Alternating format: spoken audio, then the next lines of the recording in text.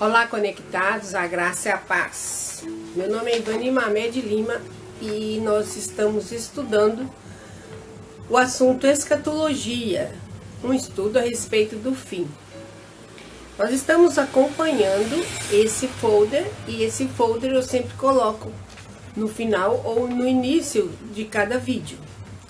E no último vídeo nós tínhamos visto o arrebatamento da igreja. E a gente vê nesse folder que tem acontecimentos numa linha mais espiritual e numa linha mais física aqui, no mundo mesmo, físico. E hoje estaremos estudando sobre o trono do juízo do Cristo. Esse é um acontecimento espiritual e ele vai acontecer depois da grande tribulação. Então, há controvérsias em várias posições da escatologia. Vai arrebatar a igreja, aí Jesus vem. Segundo alguns teólogos. Segundo outras linhas, o arrebatamento não vai acontecer. Vai vir Jesus e não vai acontecer, ou vai acontecer no meio da grande tribulação. Outros pensam que vai ser no final da grande tribulação. Então, o que é importante para nós, primeiramente, é saber que esses eventos, eles só vão acontecer com uma finalidade, que é a finalidade de se cumprir o plano divino, o plano de Deus, o plano eterno de Deus. Por quê? Porque Deus teve um plano quando fundou a terra, quando formou a terra, quando formou o homem, quando pôs o homem na terra. E esse plano de Deus, ele foi desobedecido, né, quando a queda do homem. E a queda do homem simboliza justamente esse ato de desobediência contra Deus. Então nós nos separamos da realidade que Deus tinha criado para nós. Mas esse era o plano de Deus. Então o plano de Deus vai se cumprir no reino. Novamente no reino nós vamos ter de novo a mesma unidade de pensamento que nós tínhamos no Éden. Nós vamos ter um nível de consciência em sintonia, em unidade com Deus. De tal maneira que nós não vamos precisar fazer essas escolhas que na queda nós adquirimos essa capacidade de escolher e escolher a árvore do conhecimento do bem e do mal. E esse conhecimento do bem e do mal é que trouxe para a nossa mente essa dualidade, esses aspectos de bem e mal, de certo e errado. Então sempre nós estamos entre dois polos. E isso é da nossa mente humana. Deus, ele é uno, ele não tem essa dicotomia. Nossa mente humana é que criou isso, no sentido que nós decaímos da unidade com a mente de Deus, e aí nós ficamos nesse nível de mente caída, né, no sentido de decairmos da unidade com Deus. E esse final dos tempos, nada mais é do que esse finalizar, né? Esse tempo em que todas as coisas vão ser reveladas. E tudo isso tem muito mistério. Nós não temos a nossa capacidade humana, ainda nós não chegamos num nível que Deus gostaria e que poderia revelar para nós os segredos. Então ele está, de certa forma, nos preparando e esperando a nossa tarefa, que nós saibamos, que nós tenhamos a consciência da escolha errada que nós fizemos e que nós busquemos agora essa volta à casa do Pai, né? Como diz na parábola do filho pródigo. Nós somos esses filhos pródigos que saímos para o mundo e nós, às vezes, uma hora vamos cair em si, né? Quando o filho pródigo cai em si, na verdade ele percebeu isso. Então essa consciência precisa ser coletiva. Nós vamos chegar nesse ponto e Deus vai entrar de novo a nos dar essa capacidade de unificação, de unidade com Ele.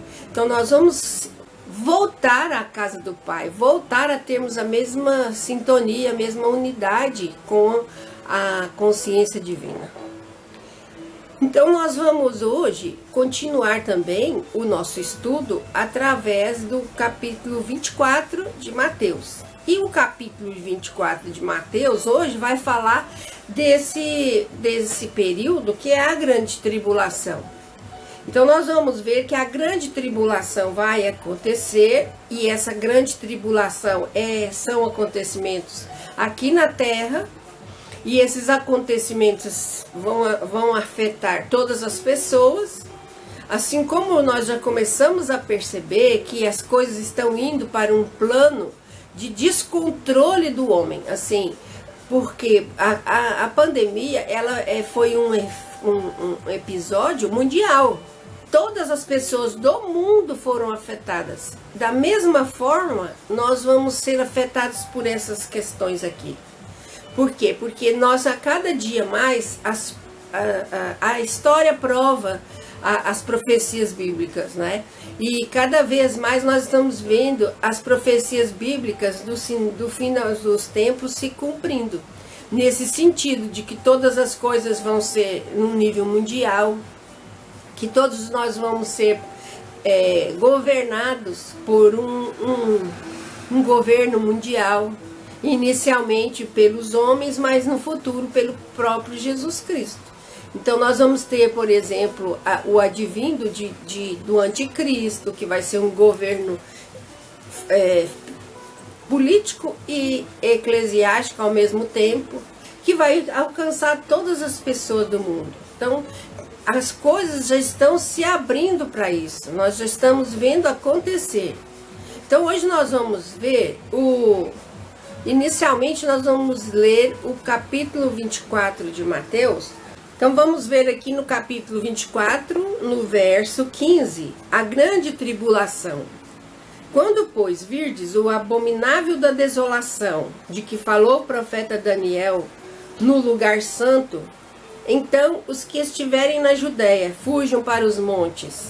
Essa aqui é uma profecia importantíssima, que o que está previsto é que esse abominável da desolação é na verdade o anticristo, e ele virá com esse intuito de domínio mundial, e vai ter um acordo com Israel, e Israel vai, porque Israel é uma nação judaica, e os judeus não aceitam Jesus como Messias ainda.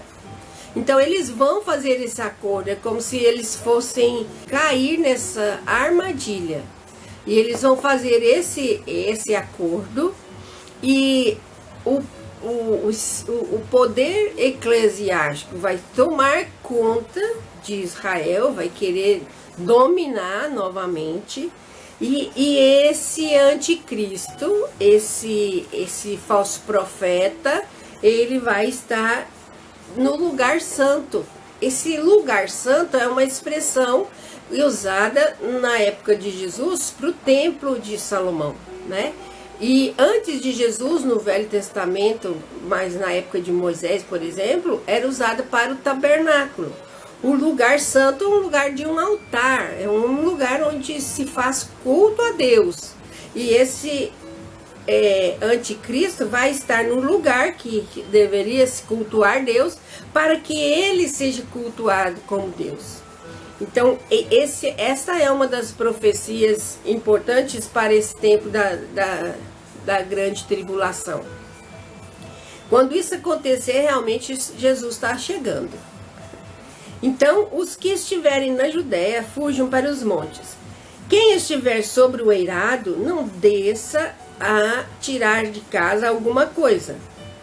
E quem estiver no campo, não volte atrás para buscar a sua capa.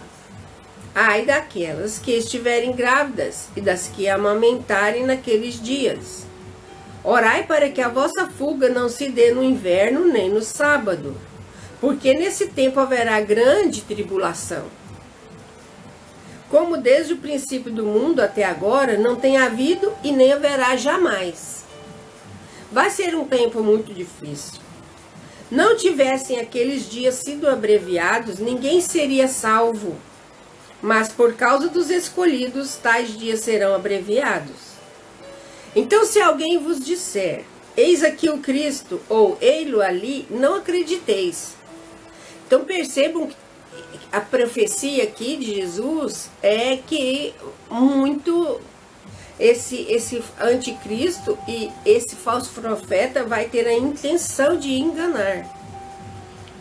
Porque surgirão falsos cristos e falsos profetas, operando grandes sinais e prodígios para enganar, se possível, os próprios eleitos, os próprios cristãos, os próprios discípulos de Jesus. Vede que vos tenho predito. Portanto, se vos disserem, eis que ele está no deserto, não saiais, ou ele no interior da casa, não acrediteis. Porque assim como o relâmpago sai do oriente e se mostra até o ocidente, assim há de ser a vinda do Filho do Homem. Onde estiver o cadáver, aí se ajuntarão os abutres. Nós vamos até o versículo 28. Percebam aqui que quando Jesus fala sobre a vinda, sobre o momento da vinda, vai ser como um relâmpago, algo inesperado, muito rápido e muito visível. Então vai ser um acontecimento em que todos nós vamos estar vendo, estar sendo testemunha de todas as coisas e principalmente no nível mundial. Então percebam aí como nós já estamos sendo preparados para isso. Através da internet, através das mídias sociais, nós já estamos assim de uma forma que a informação ela é imediata. O que acontece hoje lá na Rússia, por exemplo, na Ucrânia, nós estamos vendo quase que diretamente, e muitas vezes diretamente, né? Então essa capacidade de comunicação rápida vai ser útil para isso, porque quando Jesus vier, nós vamos ter a percepção e a notícia imediatamente. E quando ele fala no versículo 28, onde estiver o cadáver, aí se juntarão os abutres, nós vemos que é uma situação em que vai ter tanta coisa acontecendo e essas coisas vão acontecer para que haja uma seleção espiritual dos homens. Na verdade, todos esses acontecimentos do fim são para se cumprir um plano de Deus, um plano eterno, que o homem quis desobedecer. Então, nesse momento, já não vai ter mais condição de o homem se safar. E os que não se safarem, os que não forem salvos, os que realmente não estiverem no padrão energético ou vibratório daquela ocasião, eles vão morrer. E esse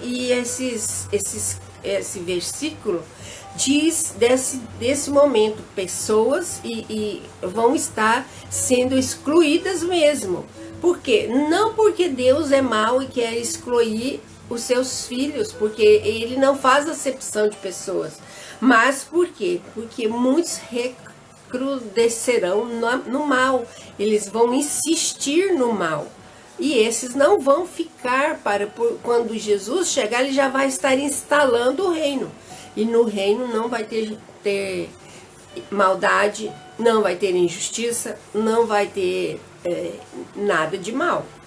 E todas as pessoas já vão estar preparadas para estarem na mesma vibração do próprio Cristo. Já serão pequenos cristos e absolutamente preparados mentalmente, emocionalmente para viverem, e aliás até fisicamente. Provavelmente nós não vamos estar mais com esses corpos, nessa densidade da matéria. Nós já vamos ter um corpo mais sutil, uma matéria mais sutil, que Paulo chama de corpo glorificado. Então nós vamos ter um novo tempo, uma nova... Nós já vamos ter uma raça humana mais sintonizada com a própria consciência crística. Então nós vamos ver que depois dessa seleção que todos nós vamos passar, nós vamos ver o juízo de Deus em Apocalipse 20, verso 11.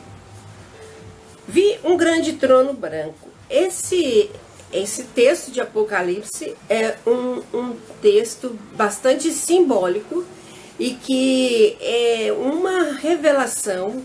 Apocalipse significa revelação. Para o apóstolo João, que teve essa visão e foi instruído a escrever tudo que ele tinha visto. Então aqui quando ele fala assim, vi um grande trono branco, é o apóstolo João que está descrevendo a sua visão. Aí ele fala, eu vi um grande trono branco e aquele que nele se assenta, de cuja presença fugiram a terra e o céu, e não se achou lugar para eles. Então ele estava sozinho entre Deus e ele, assim como cada um de nós, nesse momento, somente é uma questão entre nós e Jesus. Vi também os mortos, os grandes e os pequenos, postos em pé diante do trono. Então se abriram livros. Ainda outro livro, o livro da vida. Percebam que aqui o livro da vida está escrito em letra maiúscula. Esse livro da vida foi aberto. E os mortos foram julgados segundo as suas obras, conforme o que se achava escrito nos livros. Então percebam que esse livro da vida em letra maiúscula é na verdade um grande registro de tudo aquilo que cada um de nós passa e faz aqui na Terra. E quando nós estivermos nesse juízo final, nós vamos ser arguídos exatamente sobre as nossas obras. Aquilo que nós fizemos vai estar tudo registrado. Então, deu o mar os mortos que nele estavam. A morte e o além entregaram os mortos que neles havia. E foram julgados um por um, segundo as suas obras. Então, tanto os que estiverem vivos, quanto os que já tiverem morrido, vão ser julgados nesse dia. Então, a morte e o inferno foram lançados para dentro do lago de fogo. Esta é a segunda morte, o lago de fogo. E se alguém não foi achado inscrito no livro da vida, esse foi lançado para dentro do lago de fogo. Esse lago de fogo é um lago, é um símbolo de um lugar de onde as pessoas não voltam. Então esse lugar onde não vão estar as pessoas que não vão estar no reino. Então nós temos ter esse temor de Deus, de termos esse temor desse juízo, porque invariavelmente todos nós vamos passar por isso. E essa alegoria ou esse símbolo do que fala o Apocalipse é que nós estamos, quando estamos em Cristo, nós estamos escritos. O nosso nome está escrito nesse livro da vida. E aqueles que não estão no livro e nem estão com Cristo. E esses não vão estar no reino com Cristo. E esses outros que não quiserem, porque todos são chamados, mas nem todos respondem sim a Jesus. E muitos pensam que de uma forma ou de outra, esse convite chega, por exemplo, para pessoas que não têm a cultura ocidental, mas que recebem aquele teor e o conteúdo do que Jesus faz para os ocidentais, também estão sendo selecionados, estão sendo chamados. Porque não são só os cristãos que vão ser chamados, né? O próprio Jesus fala em João que para o reino virão outras pessoas, outras ovelhas de outros apriscos. Então, outras pessoas de outros apriscos significa isso. A seleção está sendo feita em toda a terra, em todas as nações. Não quer dizer que só os cristãos ocidentais que vão para o céu ou para o reino. Esse reino dos céus, ele é para todos que disserem sim para Jesus, ou para aquilo que Jesus significa. Porque Jesus, ele é o caminho, porque ele ensinou que só tem um caminho, que é o amor, o arrependimento diante do mal e o amor uns para com os outros. Quando Jesus veio à Terra, ele resumiu tudo que a gente precisa fazer é amar a Deus sobre todas as coisas e ao próximo como a nós mesmos. Então, em resumo, tudo é amor. Somente o amor é que nos capacita para o reino dos céus. E amar e ser capaz de amar não é religião. Essa questão de religião é a menor nessa hora aí. A religião não leva ninguém para o reino dos céus. Mas o amor que ela pode difundir e ensinar. Amém? Então, para hoje, esse conteúdo, nós agradecemos a sua audiência e até a próxima.